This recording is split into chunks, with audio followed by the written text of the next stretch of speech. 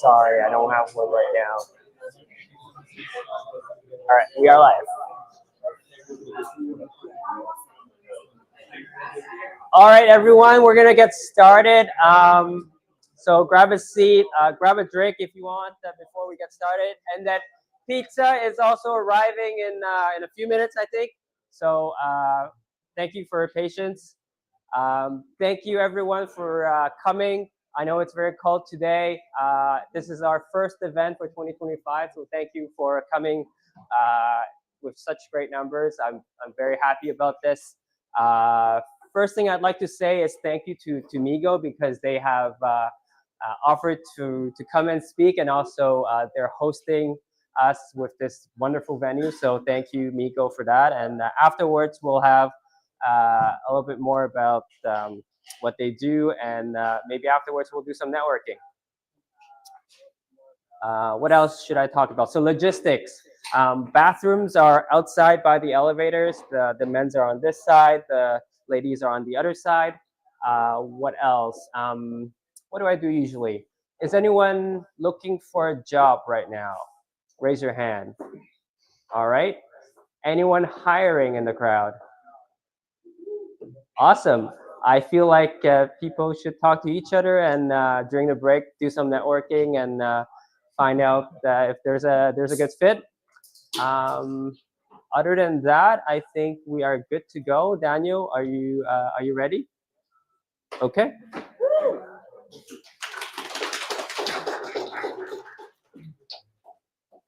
Thanks, Carl, for providing me a Red Bull.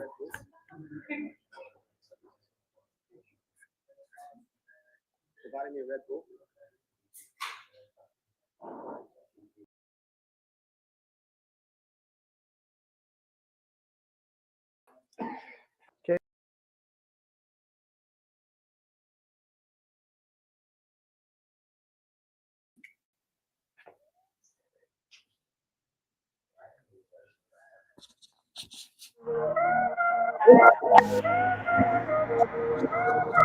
So we'll live to the end. We're living in a world where it's so easy to create a song. It's almost a pain not to create a song for such a venue. So before this meeting, Shari and myself, we sat down and kind of created a full production rap song for this evening. So we'll show it to you in the end. So first, thank you so much for having us here and to be part of this.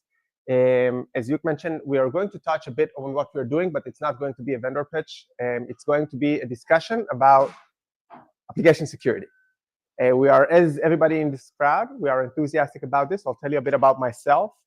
But I think that what when we spoke with you and the wonderful team here, we were very happy to take part in the event in Toronto.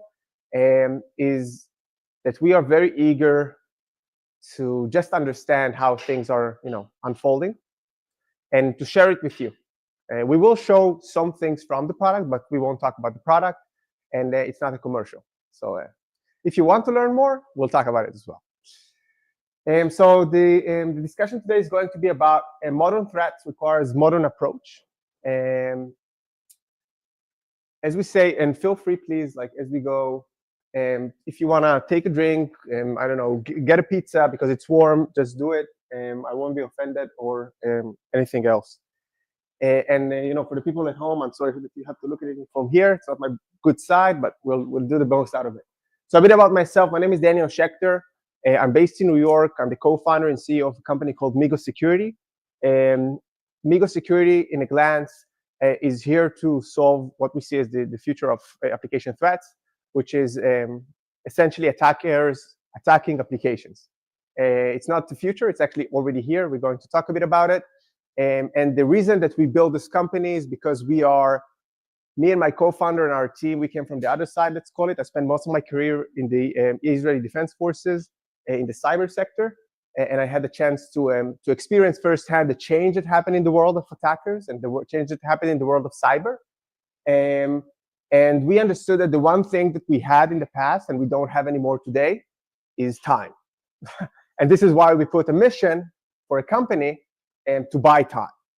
And this buying time is by reducing the mean time to response, and mainly in the age of AI attackers.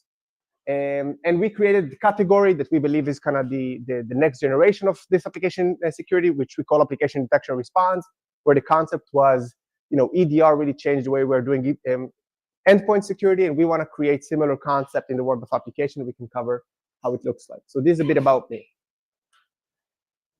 So this is supposed to be, because I would assume, how many people in this audience wrote code in the last week? Okay, cool. It's actually more than I thought, so we can get more technical than I thought. How many people didn't write code for the last 2 years? Okay. So I'll try, and this is kind of how I built this, to create a conversation which allows everybody to participate and everybody to be part of. And it has some pick points where, let's say, it's very, very generic, and some specific points where we can deep dive into very, very technical stuff. Please feel free to ask any question you have. But essentially, we will try to create a world where we're not going too technical and deep, or on the other side, not going too high levels to actually actually discuss something that matters. So it will be 3 parts. I really like Rick and Morty, so it will be like some gifts on this all throughout the way. And part 1 is, attackers love application. How many people in here, I would assume it's OWASP, but how many people in here are dealing with application on a daily basis, I would say, like protecting application and so on? Okay, interesting.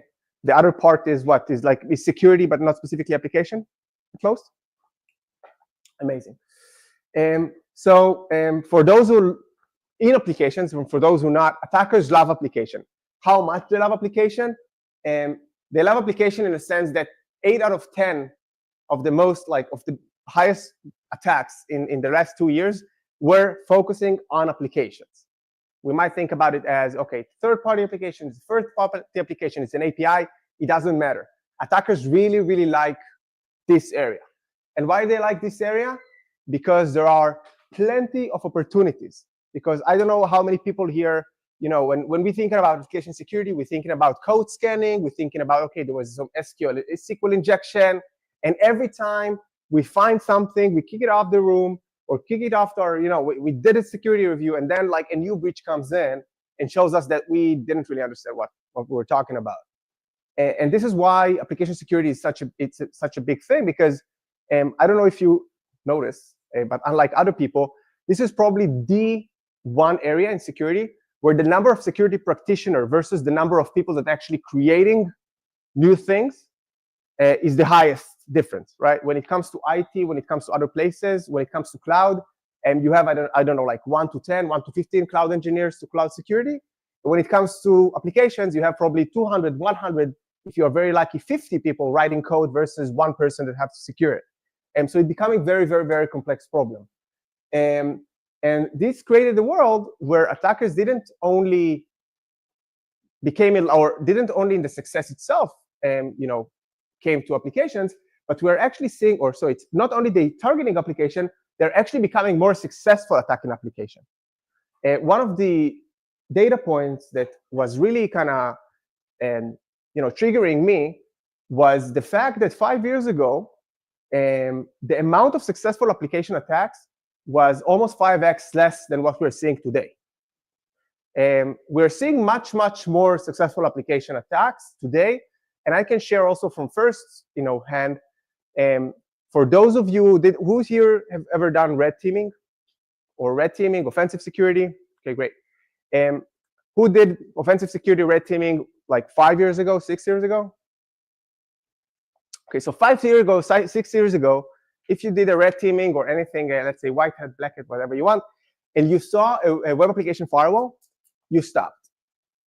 You didn't really stop, you tried, but it was end of day. And today, when a red team or an attacker seeing a web application firewall, it's okay, let's move on. It's not that hard. And this is creating a world when it's not only web application firewall, it's actually everything, created a world where the amount of opportunities that we're seeing in the world is just so dramatically big, because we shifted from a world of monolithic application to distributed application. We created a big attack surface, that there is a huge opportunity for attackers to be extremely successful. Not to mention the amount of technologies that enter the game. And the three things that we at Migo, and it doesn't really matter, like, but we experience is that three things really changed 10 years ago to 5 years ago to today, which one was the fact that 10 years ago, we protected castles, right? We had one big castle, it was a server, we had to go and try to kind of break into it. We had a certain amount of technologies, it was very like, what are you developing? I'm doing Java, I'm doing .NET, oh great, let's scan this code, let's scan that code. In a world of distributed application, of cloud applications, people think only about the cloud, but in the application realm itself, we went from castle to huge cities. This is like, GTA area. Like, this is very, very hard to navigate. And not only we created huge cities, the amount of technologies is just going out of the gate. So it's just crazy. And we're living in a world where this, as we said in the past, this was your WAF in the end, or this was whatever your thing. You had to go through, and if you managed to go into the wall, you were okay. Today, there are so many opportunities to get in. It's really hard to define what's okay and what's not. The second thing, as we mentioned, is velocity. The amount of code that is being written today is crazy. The amount of code that is going to be written in 2 years is going to be 100 or 10 or 1,000x more than what we're doing today, because there is a new thing, I don't know if you heard about it, called AI. It's also kind of creating a bit of a shift in the amount of code that is being created. But not only this, did anybody here have a CI/CD in their environment? And so it also created a little thing that changed, which is that every company today deploy new code on a weekly basis.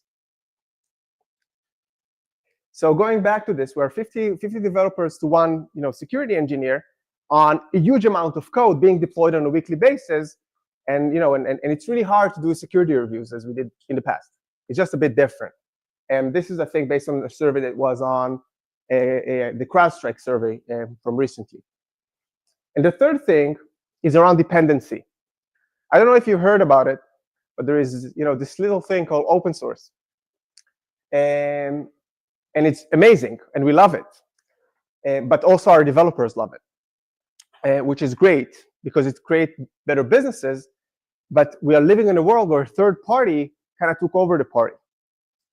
So we're living in a world where from castles that we built, we went to cities, we brought contractors to build, that are expanding on huge pace, which a lot of technologies, new technologies, and essentially we are here to try to stop them. We are not here to try to stop the expansion of the city. On the contrary, we are here to support the expansion of the city, but it's becoming quite a challenge to make it secure. And again, we didn't really touch a lot of things. This is just like putting the base, but this is why attackers really love applications. The one thing that I should mention is that applications, like other things, are an open garden policies in most cases, right? Most of the applications that you're building today are to be used by your customers in the internet. If you're seeing an S3 bucket open to the internet, everybody needs to ring a bell because it shouldn't be like this, right? But if your API, which you built to be used in the internet, is open to the internet, it's a blessing. But it's also a very, very, very, very big concern. And so this is why attackers really like applications, and this is also why, and this is kind of end of part one. In every first part, as I mentioned, this is more about kind of setting the scene. I'll give you some time to reflect, because I do think that essentially I'm trying to take you to a journey that we kind of went through with our hands, and it's good to ask yourself, like, where are you at this moment? I told you I'm very strong with Rick and Morty, so try to go back to your memories and feel like understand where you are. How much time would it take you? Okay, enough time to reflect. Let's go to the second part. So we all, I think, is there anybody, maybe for a stop here, again, I'll try to keep it high level as time goes by. I'll go a bit deeper, anybody has, because essentially it's a meetup, anybody has something they want to share around their experience when it comes to why, application, why they experience with attacker loving applications? If not, I can move on. Don't worry. Not everyone wants. Okay, great. So let's go to part 2. Part 2 is about the fact that we are running out of time. I think I mentioned it on a personal note. I told you the one thing that is really, really concerning is that the fact that despite the fact that we are exponentially growing our attack surface, we have less and less time to actually do something about it. And this is because very interesting data point. Do you know, based on surveys that have been made, how much time does it take the best of the best of the best team in the industry to remediate a critical vulnerability in their system? When I'm talking remediate is from the moment that they figured out there is something until something is actually fixed in production. You can, any guesses? How much? A week? No, very good, very good, very good team, best teams in the world. 2 hours. 2 hours? Oh. I think most people I talk with for 2 hours, they will tell you, I'm signing where to sign for 2 hours. Okay, 2 hours. A day, 3 days. Ask yourself, how much time would it take you? Like 1 day, 2 days, 3 days, 5 days. I won't put anybody on the day. 1 hour. So 12 hours is kind of the average of the best teams, which, to be honest, it's very fast. Like, ask yourself, we kind of talk about it a lot internally in our team. Even us, not a huge team, the ability to think about it from the moment that you realize that something is out, change it in the repo, understand where it is, change it in the repo, kind of take it all the way through to production, make sure you're not breaking anything. It's not that easy, right? 12 hours is very, very good. Like, some teams doing very well. Do you know how much time does it take attackers to exploit a newly published vulnerability in 2024? Guesses? 2 hours are taking 30 minutes. Okay, anybody else? 10 minutes? 22 minutes. 22 minutes. Do anybody know what's the data point? Like, there was actually very interesting research on this last year that really kind of got me thinking a lot. So Cloudflare, it's a small company. I don't know if you heard about it. So Cloudflare have access to those type of data because they're seeing the initial attacks. They don't always have the ability to audit in the time, but they see it. And in TeamCity JetBrains, it was. Do you know JetBrains? I would assume. So TeamCity JetBrains last year, there was an attack. A newly published CV is part of a research. 22 minutes after we saw, not we, but the research saw an attack. 22 minutes, right? This was in 2024. This is 30x faster, right? And as we said, I wish all of the team will be in the 12 hours mark. The problem there is that we are having now less time. Because again, there is something new that happened in the market. I don't know if you've heard about it, called generative AI. And generative AI created a world where teen hackers, I don't know who here came from, most of our team came from, trying to hack computer games when we were a kid, but I don't know who came from these areas. But these people, those people that looking at the computers, now having a nation state capabilities because of AI. And not only this, it's becoming much less expensive to actually exploit vulnerabilities in the wild, because you can do it in a wider way, right? One logic, full scale. I don't know if you've heard about it, but there are already indications that AI agents are scanning open source projects to identify comments on issues. So before a CVE was even published, they would know that the CVE will come. So we're start getting actually T- minutes when it comes to CV to exploitation. Okay, so this creates a world where it's, again, attackers not only loving application, they even they love much more applications because it creates quite a huge opportunity for them. So I'll stop here. Anybody here kind of played a bit with I don't know, like AI agents, attackers, or like I don't know if you did any.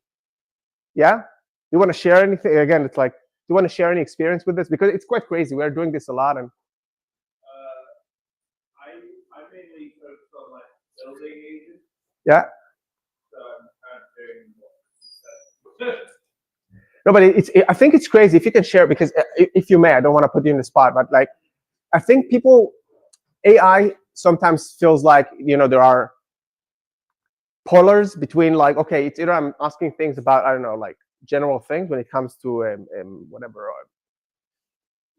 GPT, whatever, versus, the extreme complexities of like, like PhDs. I think many people don't understand that the ability to jump in between is becoming quite easy today. Like even the amount of open source, I don't know if you build it yourself or you're relying on open source, but if you're now going to GitHub and try to even look at red teaming projects when it comes to AI, you'll start finding quite a lot of things. Again, white hats, but you're seeing how much progression there is in the world of AI-based attackers. Again, if you want to share, if not, I want to. I guess I build like preservations. So yeah, I built like my own kind of internal like GitHub repo codes kind of.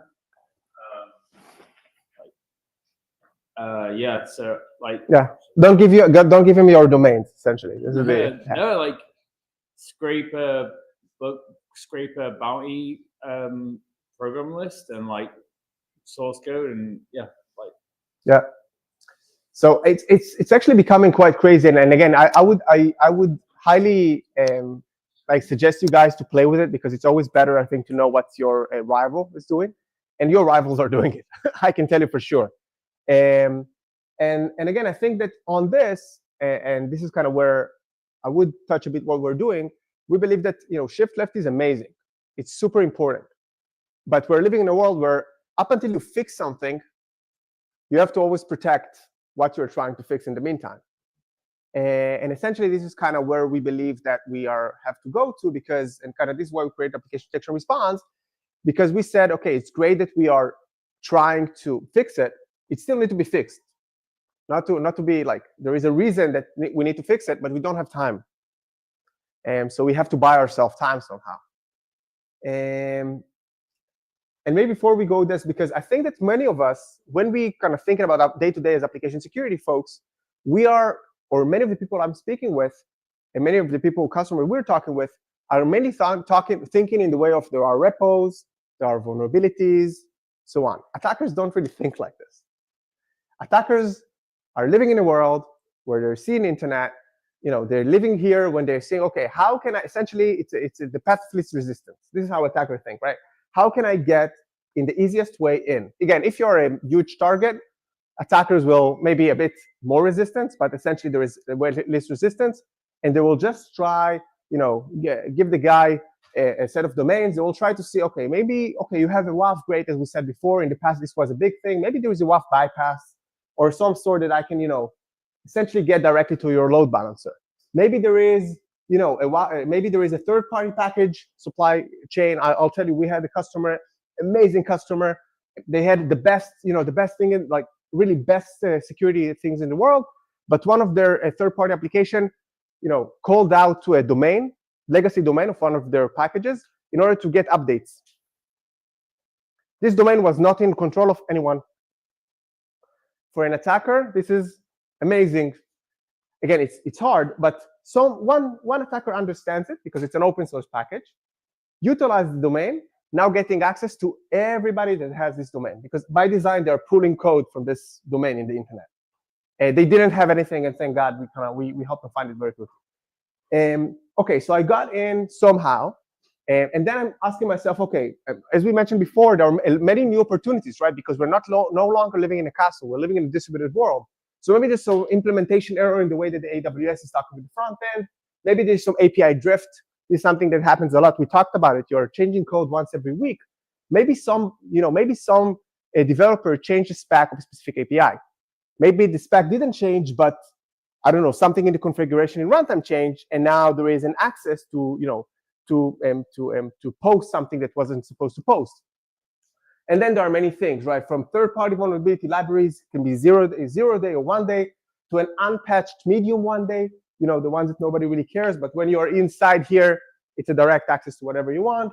And many things, many things that many people don't think about. Once you already have some access to the application by design have access. So if you manage to get access to even like the front end itself, plain data, like you can get whatever you want. So this is a bit like when you see an attacker, when you're talking with an attacker, essentially it's the ability to understand what's the path of least resistance and what they can actually, you know, leverage. And what we're seeing is that as time goes by, due to the speed, more and more exploitation of slow patching, more and more exploitation of the drifts, the inability to essentially understand that something changed and I didn't know that the cheese moved, and a lot of interdependencies and trust chain. We'll touch it when it comes to the bit more technical side. And again, I won't get into this, but essentially, and the changes happening in the applications really unlocked new capabilities. From the world of, you know, application drifts that creates a lot of unintentional internet exposure, to the inability to make sure that, you know, the WAF is always aligned with the latest release, to the ability to a distributed architecture. You know, I don't know if like who is familiar with things like request smuggling or other things like this. These are not things that were feasible a few years back because they were not a thing, because the distributed architecture were not a thing back then. From exploitation, unpatched one day, as we spoke about it, lateral movement, like leaving up the land within an application. And so many application DDoS. This is something interesting that happened. You know, sometimes even in the modern detection response, think that you have an EDR. What an EDR can do, it can collapse. Okay, it can shut down a system. So if I make him shut down your system once every 10 seconds, I created a DOS, but not in your I actually created DOS in your backend. It's a bit more effective. It's not that easy, but we are seeing those new attack paths. So again, it's time for self-reflection.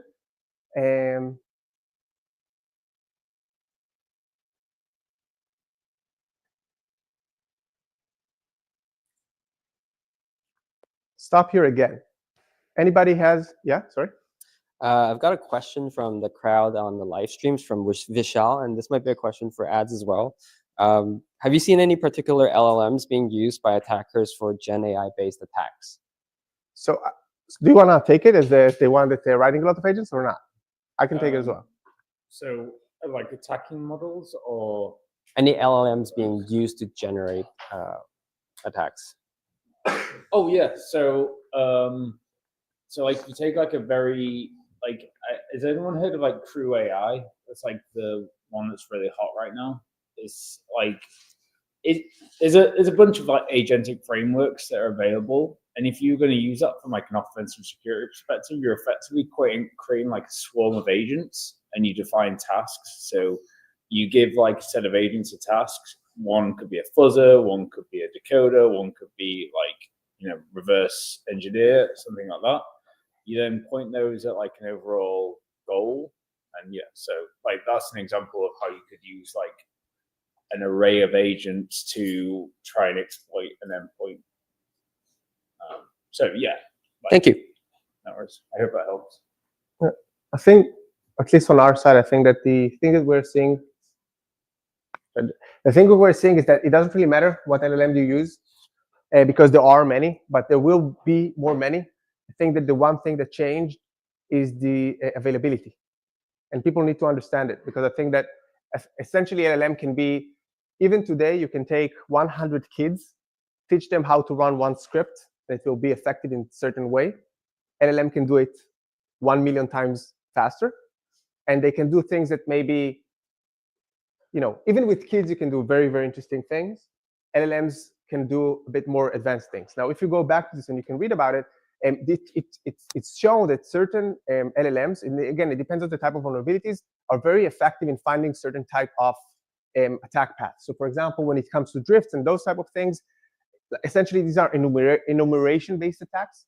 So LLMs can be very effective on this, like out of the box. But there are certain models that are trained also on business logic problems and other things like this, or you know, IDORs, or any other, or BOLA, or like a bit more like authentication-based, but essentially like logic or related things, which requires a bit more. But it doesn't really matter, because essentially I think that you're not trying to protect yourself from the next model because it will come. You should try to think about how to protect yourself from the new mechanism that was shown in the world. Yeah, sorry. I also think it's something to be said that, like, if you're in like a primary, like, you know, like product engineering, like for all the offensive capabilities of like models and agents, there's also defensive capabilities as well. Whether that's like a secure coding agent, for example, like it's another kind of way to think about it as well.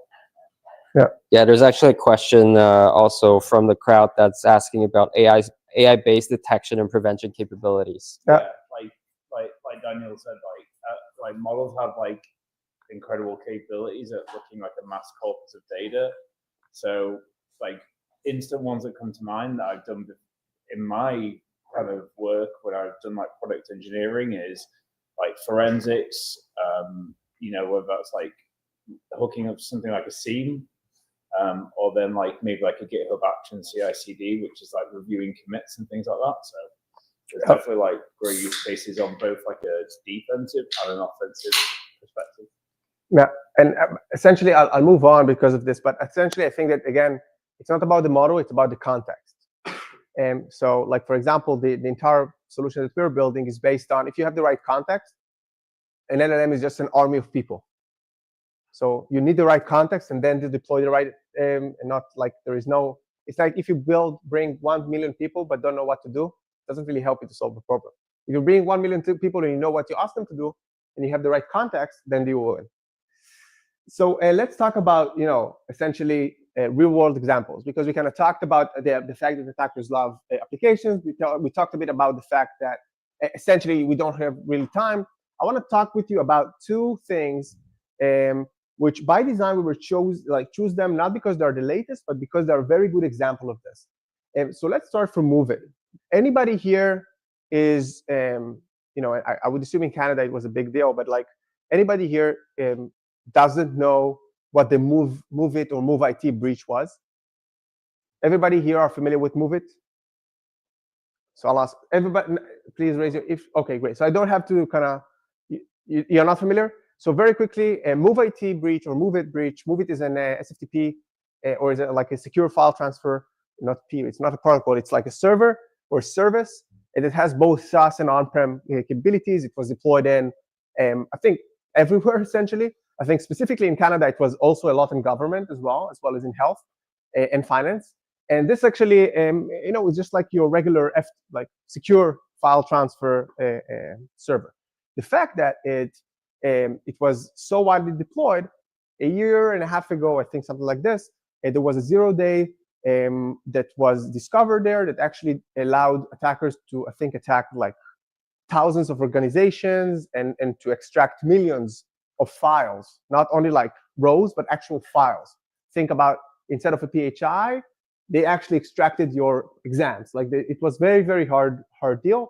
And what I'm going to show you now is we're going to dive into this in order to understand exactly why it was so complex. Because it's not just about the 0-day behind the scene, it's about the understanding on why there are such a new 0 days and why nobody could catch them. This is our platform. I go a bit into this, but essentially the problem with this specific attack, it was that it was actually a set of discrete steps. Each one of them actually allowed the next step to happen. It's very hard to keep the context to understand that all of them is part of the same thing, right? And so what happened is that if you're managing to keep the context of the session and understand that everything is part of the same session, you will be able to identify that something anomalous had happened. If you don't, good luck. And this is exactly what happened to the world, because nobody could understand that this is part of the same thing. And this is why it had such a big impact. And actually, after the fact, it was very hard to capture it. So what was it, just very quickly? So an attacker sat outside in the internet, and he managed to do a SQL injection. But in this injection, he did something interesting. Instead of taking data, he put in data. And what they managed to do is that because this is this was a third-party application, like I would assume a lot of you are using, they could do something interesting, which is to do a white box, because they could buy the platform, They could research the platform. They could understand exactly how the platform works. And one of the things they understood is that despite the fact that they have a very good authentication mechanism, through this SQL injection, they could actually inject a new authenticator to the authentication mechanism. What it means that they created their own Okta, and they told this server to say, from this moment on, our Okta tag is trustable, trust us. And this is what happened. They actually got this. They actually got a token. This token was verified, despite the fact that they created their own token. And post this, with post authentication, they actually created another injection. This injection allowed them to go to a second vulnerability. This second vulnerability was an RC, remote code execution. And this remote code execution allowed them to do something very interesting, to do only one syscall, which is interesting because a lot of the things, when you're thinking about this, try to do an anomalous detection based on one anomalous syscall, and EDR will go crazy, or not go at all, which is what happened here. It was very hard to find it. And through the syscall, they actually did another interesting thing. They deployed something called web shell. Web shell is the Trojan horse of applications, right? You created a web shell. They created a new page. It was a .NET application. And from this moment on, there is a page that you can legitimately serve to. And this page will do whatever you want in the world. Like, bring your own data and send it wherever you want. And this is exactly what happened. Like, what I'm showing you here is kind of behind the scene. And you might ask yourself, again, I'll stop here for a second, but like SQL injection, there was a WAF. How could the WAF not find SQL injection, right? Anybody has an idea how it happened? Obfuscation is one idea, but let's assume that, at least, I'll tell you more than this. One of the interesting things that even for some WAFs, after the fact that they knew exactly how this exploitation worked, they couldn't find it. So, other ideas besides obfuscation?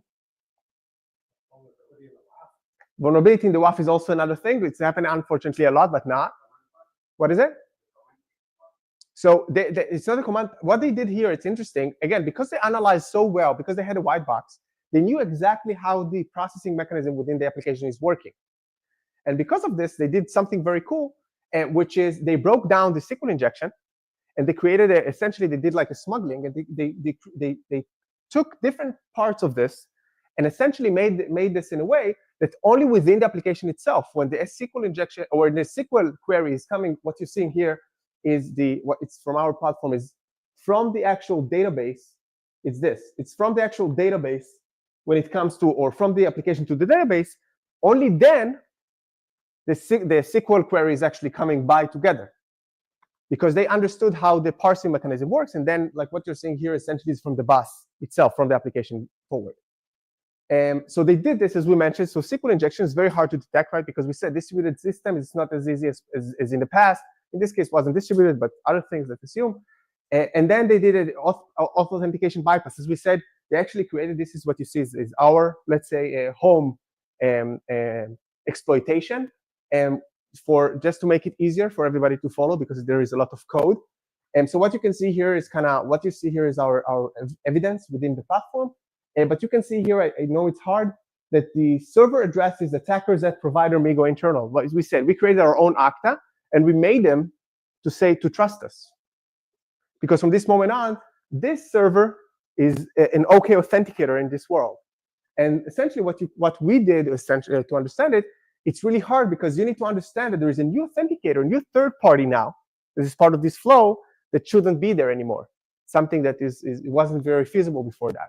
And the third one, which is very interesting because it created a movement, I think, in many companies, is the fact that if you manage to truly understand how the flow itself worked, then you can really unlock the value. Because if you only looking on the syscall, it's weird.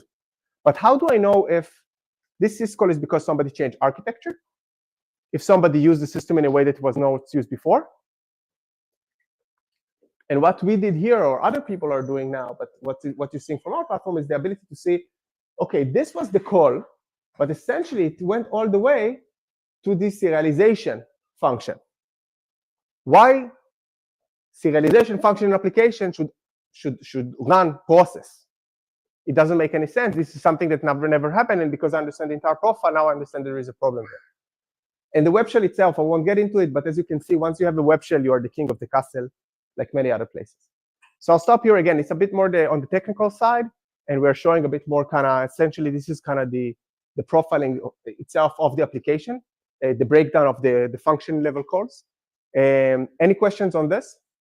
Yes? So, did they cause an exception on the server that caused the serialization and their payload to be executed? Yeah, so the RC essentially was it was like it triggered by serialization, like deserialization that allowed them to trigger the run process in .NET. So that's because they have the white box to do all the tests. So again, this is in this case, and this is the thing. We're seeing more and more and more. You can see the number of SFTPs that were broken in the last year, Finastra and other things as well. And we would assume that also other, it's a very good target. You can do it yourself, you can research it yourself, and it's very widely used. Think about what happened if today there is an attack on Argo CD. How many people here have Argo CD in their environment? Argo, in half of the world, right? It's a very, very hardcore. So again, they did it, but essentially every RC that you're finding, every new CV that have RC can essentially run code. The second thing I'll talk about, it calls a bit called ALBeast. This is something that we actually found, but it's interesting because, so this is our platform, this is kind of the attack path itself. The thing here, which is interesting, it ties back to the distribution world and the new vulnerabilities that we're seeing. So ALBeast, I'll kind of touch it very quickly. It's a vulnerability that essentially allows zero credentials to full system takeover from the internet. This is something that was based on the way that AWS built, it's only in AWS environments based on AWS ALB, Application Load Balancer, and the way that it was built. The way that it was built and the so-called, like the way that your engineers built it by default based on the documentation, created a world where based on the configuration, there was some mutual trust. So it means that it depends on this. The server itself or the service itself trusted certain things that the ALBeast would do, and the ALBeast trusted that the service itself will validate some things all around authentication. I'll show it to you in a second. And essentially, a lot of responsibility, but no accountability. Nobody really touched, nobody really checked for who is authenticated and who is not. And it allows essentially, due to this, I'll show it to you here. We kind of jump into this to bypass the authentication. So from no credentials, you can get full bypass. And the way it was done, I kind of jump into this, but essentially how application load balancer works, it has very good feature. We really like it, where it's doing like a proxy for authentication. So I'll ask you here, but like how many people here are using, let's say, AWS? Okay. Good presence. In Canada, it's mainly Azure. And Sarah explained to me why. So AWS, and on top of this, how many people are here are using an external identity provider for their? I would assume most of you. Okay. So think that essentially what happened is that they said instead of you now needing to choose any day, new service provider, a new integration, new things, and new that, we will do this as for you. So we will be like a proxy. We will use it as a proxy. So essentially, your user can come to us. Instead of us sending it to the application, we will send it back to the identity provider. We will get the identity provider token with the authentication, and we will translate this to a token that your application can get. This is how our authentication works. Very cool, very good. Again, helping the city to grow faster because your developers doesn't need to handle this anymore. And from security practitioners, we always prefer AWS to take care of security instead of sometimes our own, right? So not always, and this is the thing. We're living in a world where there is no their responsibility or our responsibility. It's a shared responsibility problem. And while these application owners trusted blindly AWS kind of trusted blindly some things that those application developers needs to do. And it's created the world, and it's what we found. So this application kind of goes back and say, is it really an ALB token or somebody tried to forge it? No, it's actually AWS token. Okay, good. And what we found, again, shared responsibility, but who is accountable, that because of the way that this was used, we actually saw it in one of our customers' environment, and kind of we managed to identify this. Because the way that this was used, if we we're sitting in a similar VPC because of the way that it's a shared VPC to like shared public key server to all of them. If you sit in the same VPC as your applications, in the same region as your application, which is like shared to everybody, we could just create a new tenant of our own, the new VPC, and create for ourselves a token that your application will validate with AWS. AWS will ask them, is it a real token? Yes, it is a real token. We actually created this. They will not ask, but is this token actually related to our ALB? They will not ask it, because you should ask it. You won't ask it because you don't know you should ask it.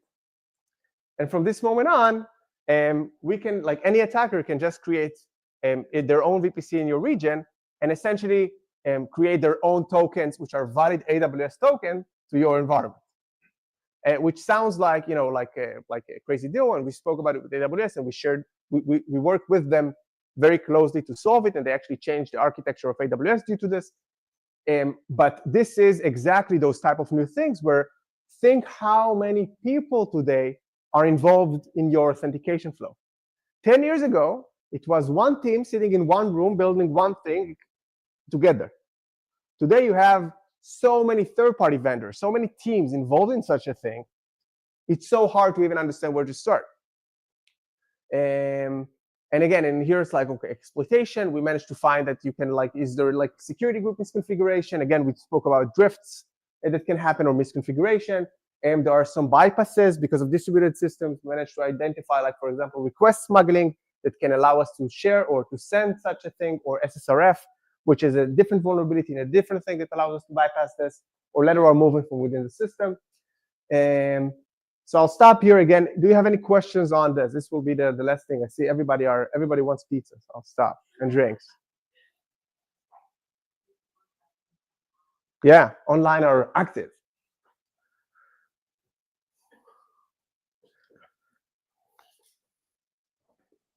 Yeah, the questions are about example 1. Arvin was asking if the drift detected for anomalies based on your or other tags. I think. So if I understood, what we showed in there were the evidences from our system. So the anomalies that we shown are based on our system. What Nigo is doing, again, I didn't talk a lot about it, but as we said, ADR, we pioneered a category called application detection response, where essentially we are focused on shield right. It means that what we're doing very well is that we are analyzing. We created a technology called deep tracing, which allows us to essentially to map and monitor what's happening in runtime and applications, and based on this baseline, identifying both anomalies or just things that shouldn't be happening. So what you saw on the screen are things from our platform. But again, I talked about the problem, not about our platform, but these are things from our platform. Okay. And the other question was if the underlying parser had some kind of aggregation defense for any piece. So about the SQL injection payload, if there's some kind of aggregation in the defense, would it have been able to prevent this attack? So it's a very good question, and I'll answer it with 2 things. 1, I don't know. It depends on how it's being implemented. And 2, it's a third-party application, guys, which means that, again, it's a shared responsibility or it's trust problem. Most of us are using which is great, by the way. We're using a lot of third-party components. So if you're trusting that all of your vendors will do a 100 out of 100 job, great. If you even have the slightest need to understand yourself, you should understand yourself. And as a reflection point here, again, because I few reflection points, and this is it. And I will end again, despite that it's here. I would end because I think one of the things that we are trying to advocate for why you need to shield right and why you need an ADR. So I will end in 60 seconds about us, and not so much about us, because if you want to learn more about us, we'd love to take calls. I hit most of you on LinkedIn, and you can hit me back on LinkedIn. But essentially, many people ask us okay, it's great, but we have so much scanning to do, and things are not in line with what you wanted, and we feel all of those pains and so on. So we create this easy thing to say, is now the right time for ADR for you guys? And we said, if you feel like you don't really know what's happening because you don't even have a catalog of your APIs or you don't even have a catalog of your services. If you feel like there are drifts that are happening which are not really intended, and violations that are going but nobody really noticing, if you're overwhelmed by vulnerabilities or alerts, if you feel like every time you're going to engineering and ask them to do a vulnerability, you get a pushback of like, it's not really exploitable, nobody really cares, whatever. Or if you feel like the patching is so slow and you have to do something about it, because again, you can't really make, or you can try to make them fix it faster, but essentially you have an accountability to buy the time, then probably the answer is yes. And if you want to learn more, how do I make it shorter? I'll put it, but I'll put it much more. Yeah. So, this was hard. We created a song for this, as I mentioned. So we'll put the song for the pizza. So, but hit us up, and the one thing we will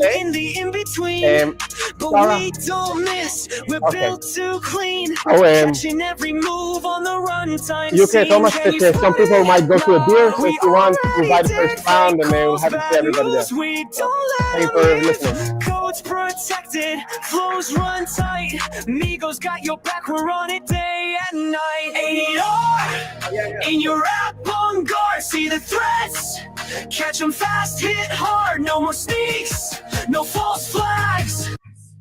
So funny what you can do with solo. It's great.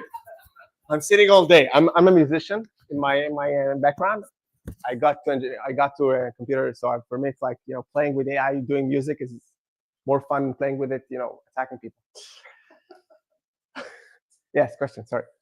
Question. In the last slide, if you go back to it, you're saying, is this the time for things like ADR? Yeah.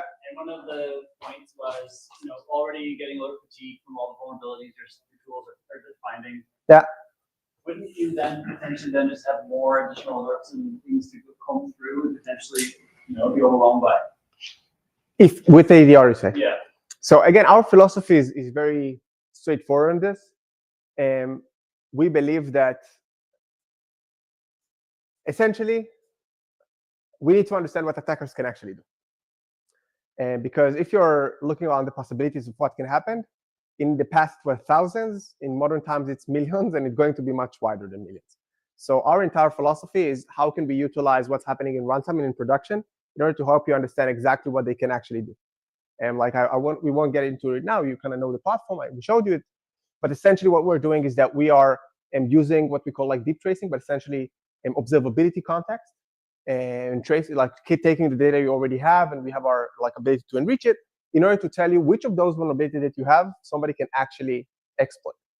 And so we're kind of giving two very, very so-called light or simple yet very important context, which is what's actually reachable for an attacker and what with the blast radius. And for many, many cases, we are reducing like 90% of the noise. And because essentially, if you think about it, think about Log4j. Okay, so essentially the one thing you want to ask yourself is, okay, it's great, but where does it actually meet me?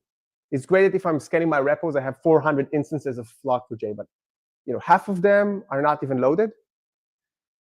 Half of those who are loaded are probably 7, 8 services in.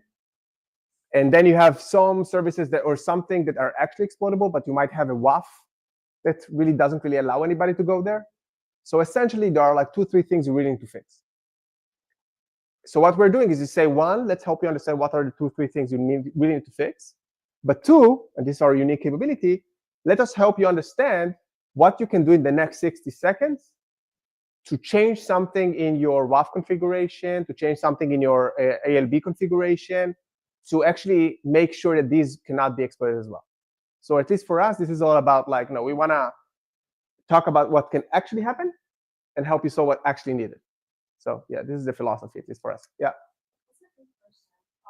Can we categorize Migos tool as a YAST tool? Yes, IAST? Interactive application security. Because based on what you said, you're at the same time executing and having access to the source code. So in my mind, I was like, so this is not that, this is not that. So this should be YAST. So it's again, it's like when we came into this, we said, let's think like attackers, and let's try to figure out, like, let's try to see where we see other solutions in the world. And actually, we found very good solutions in the world of DevOps and engineering, in the world of observability, because essentially observability don't put IaaS or essentially testing. It's actually observing what's happening, and it tells you where you have problems. This is the entire concept of, there is a reason why Datadog and AppDynamics are such a great companies, or Dynatrace and others.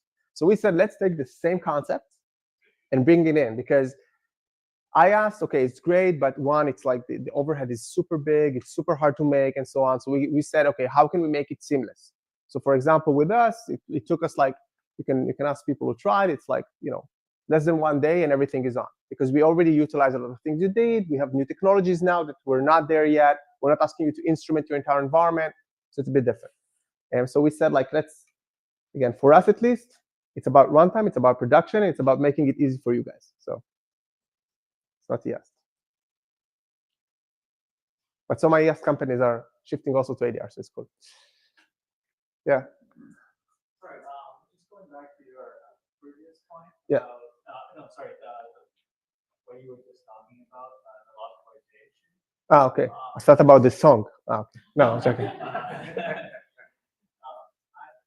curious how you're able to do that without any instrumentation. Like, how do you know the fish is reachable? That sounds like a really difficult thing to do. It is. At first, to be honest, it is a very difficult thing to do.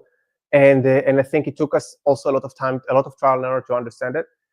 We actually did it in like the way we're doing it in 2 ways.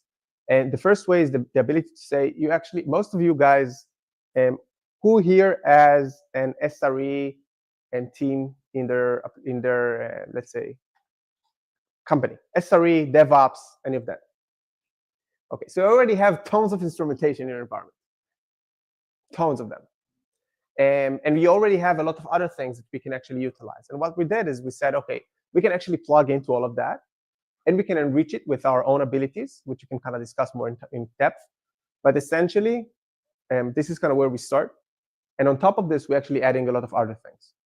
But in the sense of it, we just said, again, we want to go with the flow. And for you guys, it's easier to go and ask for a read-only API key from your DevOps guys than to ask them to re-instrument their entire application. And so we prefer to go with the first one. Okay, let's make it easier for everybody. We can always choose to instrument more after, but we have also ways to do it, to do like a no instrumentation. But for this, I need my CTO because he's smarter. Yeah.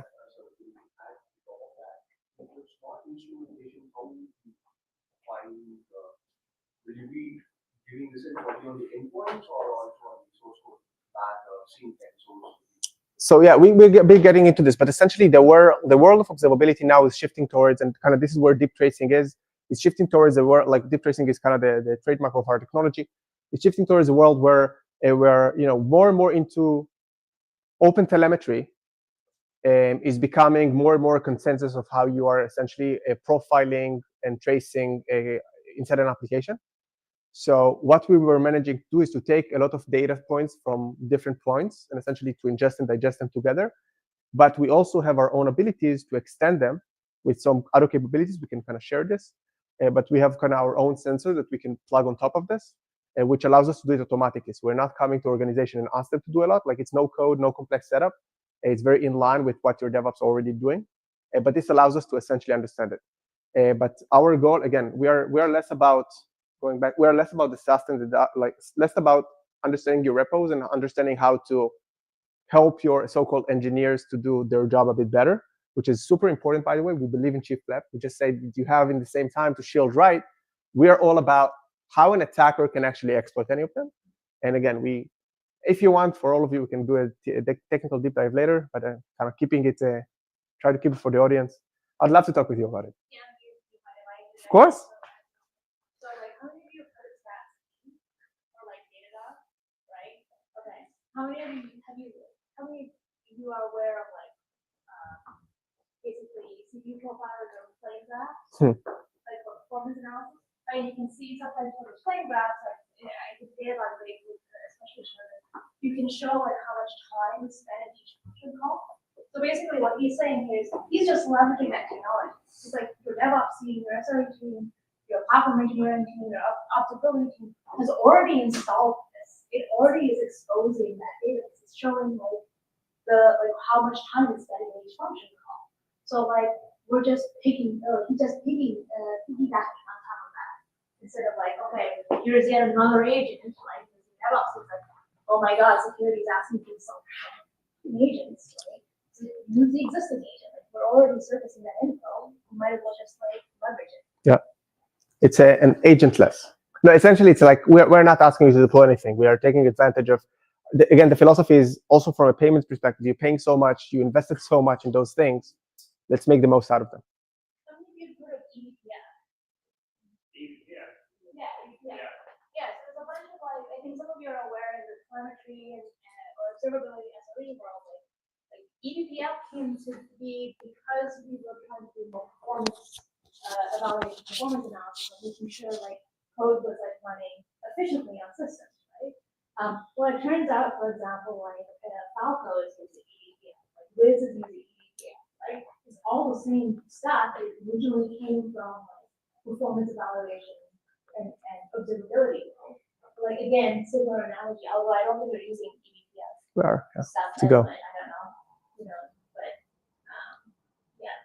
but But I think, as Sarah mentioned, I think this is going back to this. We're utilizing the fact that if you think about this, all of us, I think, when you're thinking about this, we aimed at every application security incident, we build like a production incident of performance, right? When you have this 1, 2, 3 things that really kind of should keep everybody up at night, a war room will be open and everybody will be up at night. And I think that we are trying to take these abilities from the world of DevOps and later on also the culture that I think DevOps built amazingly, and actually to implement it into security. And we do it first and foremost by the fact that, as Sarah just mentioned, you already have most of this data.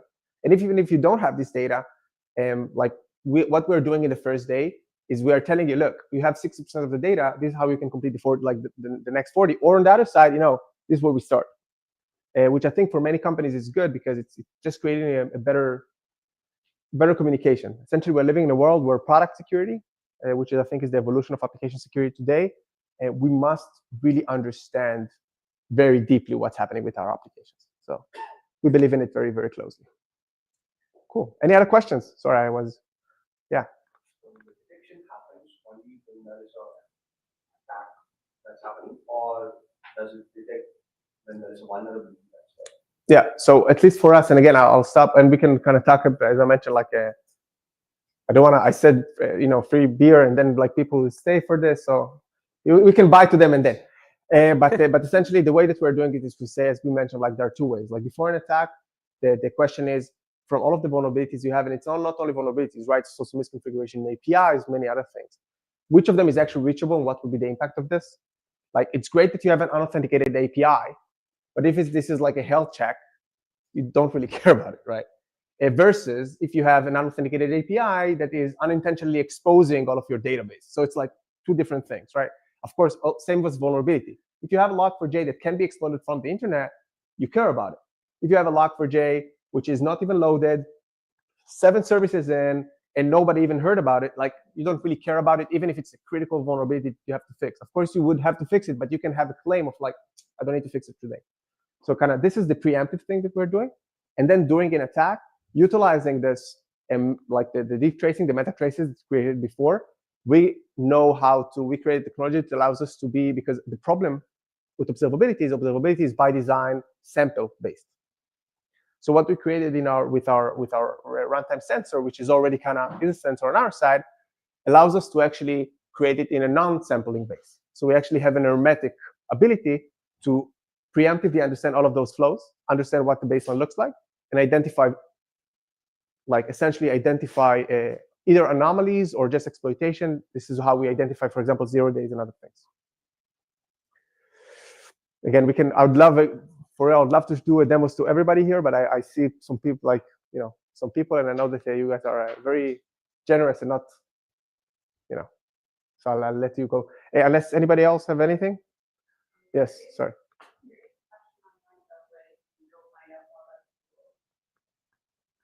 No, but we have so our name is Migo. We have a website, Migo.io. I'll put the song later on as well. But we have our name is Migo, Migo.io. As I mentioned, my name is Daniel Schechter. You can hit me on LinkedIn. I'll try to respond very quickly. Shara is here from our team. You can say hi. And so whatever you have a question, so please kind of leave us a request on the website or something, and we would love to answer. And we are here quite a lot. Like we're based in New York. I'm in Toronto quite a lot. And so, yeah. Yeah, sorry. Last one, and because I know that, sorry, this will be the last one. So this question, this is not exactly a question, but I want to understand your methodology behind. My method on the what? Your methodology behind WASP bypass. Yeah. So in the initial PPT, you explained about how a flow could be broken, how you could bypass a firewall and get to Yeah. the AWS. So what would be your approach in multiple firewall pairs? For example, a website has already implemented a firewall. Yeah. When you try to visit the website, it would show you a blocked message without you having been doing anything. So in similar ways, what would be your approach? This is just to understand what methodology or what is going on in your mind. Yeah. So I can tell you what we're doing today. I won't tell you what we believe in, like we're going to do in 3 years, but what we're doing today, because in 3 years it's a bit different. But let's say today, I think that one of the things we're saying is that the WAF bypass in many times is because, and I asked it in the reflection points,